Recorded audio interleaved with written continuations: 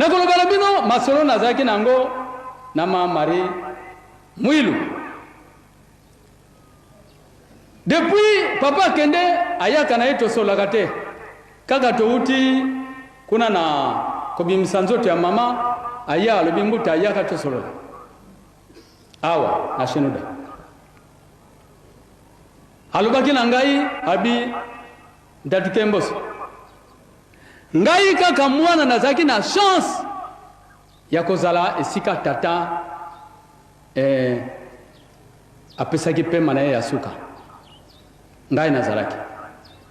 po tata tango alongi Kinshasa ye na Genève nga na tiki ndako na nga na France na eko fanda kuna epai ya zalaki alobaki na nga likambo alobi ete mama yo ozwa kombo ya mama na ngai donc ozali mama na ngai nakolobano likambo moko ngai nakomi kokenda mwana na ngai tata mutu akotambusa lingomba kasi akozala na pasi bitumba ya munene ekobima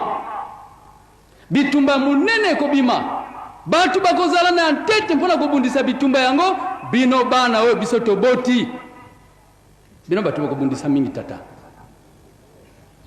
yo mama na pesi yo matei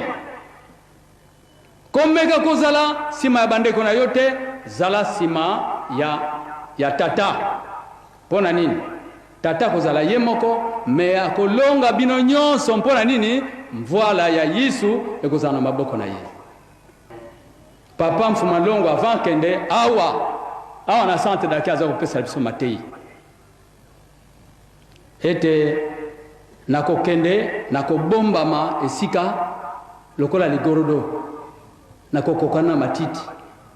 oyo ya fulu mabele ya fulu ndenge zalaka ngape nakokoma nde nzoto nange koma ndengo wana soko yeko bwaka matite nani mosoto na yo ngana funguli miso na tali nani wana papa tukemboso nani wana papa ulumba na tata nsumbu nzoko nde bazaboye Thank you.